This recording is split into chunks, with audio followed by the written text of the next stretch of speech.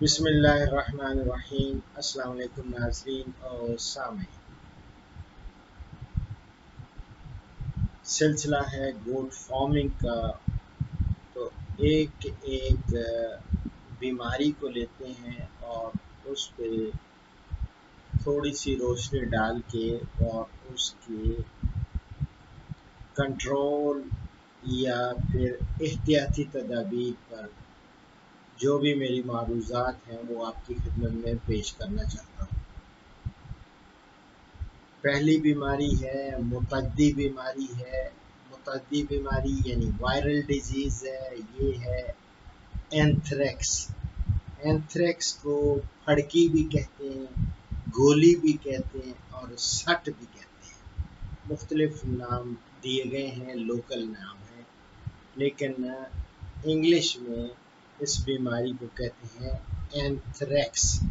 Goats میں اور shapes دونوں میں یہ دوسرے جانوروں میں بھی ہوتی ہے، لیکن چونکہ سلسلہ گوٹ فارمنگ ہے تو بکریوں کی اینتھریکس۔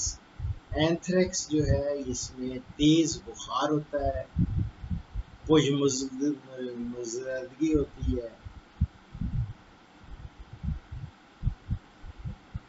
اینتھریکس کی علامات اور تشخیص: ایک تو بہت تیز بخار ہوتا ہے بکریوں کو، اور ان کے کانوں کا ڈھلک جانا یہ بھی ایک علامت ہے، اور دانتوں کو یہ پیستی ہیں اور لڑکھڑا جاتی ہیں اور زمین پر گر جاتی ہیں اور شدت کے ساتھ تڑپنا شروع کر دیتی ہیں اور آنن فانن موت واقع ہو جاتی ہے۔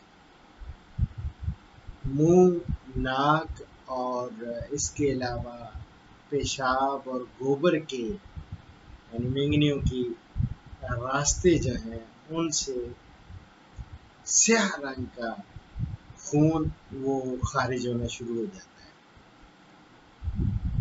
جو جمتا نہیں، بڑی دیر سے جمتا ہے، بلکہ جمتا ہی نہیں ہے۔ آپ دیکھیں گے شروع میں تو اتنا زیادہ پریشان ہو جاتا ہے بندہ۔ تو اس کے لیے علاج چونکہ فوراً ہوتا ہے تو اس کے لیے اس متعدی بیماری کے لیے میں نے آپ کو شیڈیول دے رکھا ہے۔ اس شیڈیول کے مطابق اگر ان کو حفاظتی ٹیکے، اور حفاظتی ٹیکہ بھی ایک سال میں ایک دفعہ فروری میں لگوائیں، اور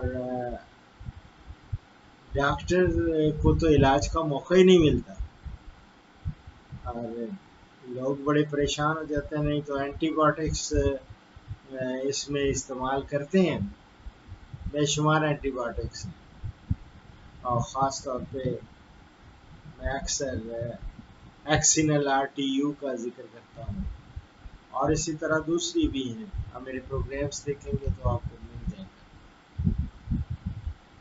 باقی میری جان،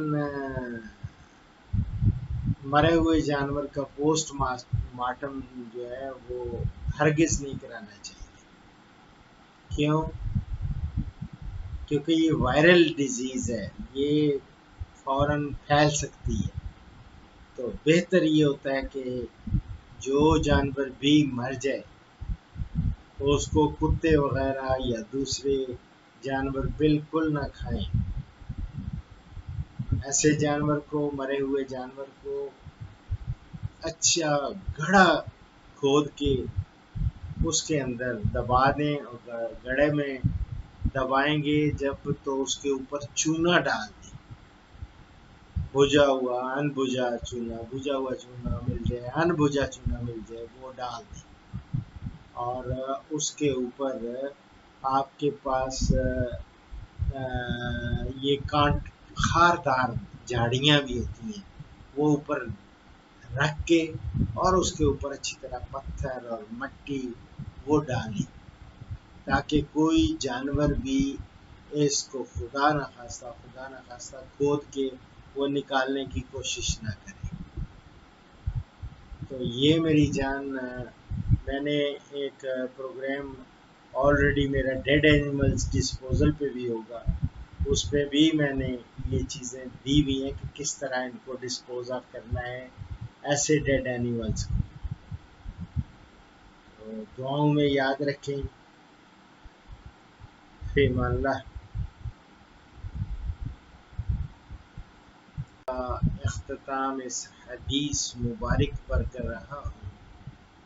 ہمارے پیارے نبی حضرت محمد صلی اللہ علیہ وآلہ وسلم نے پوری امت کے ہر فرد کو اپنے اپنے دائرہ کار اور دائرہ اختیار میں نگراں اور نگہباں قرار دیا ہے، اور ساتھ ہی اپنی زیر نگرانی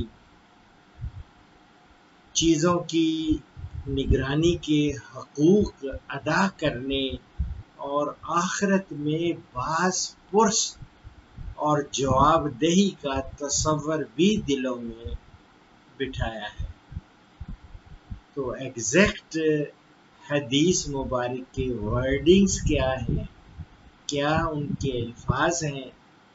حضور صلی اللہ علیہ وسلم کا فرمان ہے، تم میں سے ہر شخص نگہبان ہے اور ہر ایک اپنی رعیت کے بارے میں جواب دہ ہوگا. حاکم نگہبان ہے، مرد اپنے اہل خانہ کا نگہبان ہے، عورت اپنے شوہر کے گھر اور اس کی اولاد کی نگہبان ہے.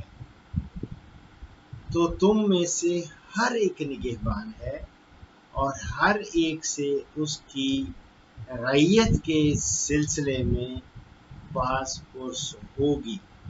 یہ میں بخاری سے کوٹ کر رہا ہوں. دعاؤں میں یاد رکھیں. فی امان اللہ.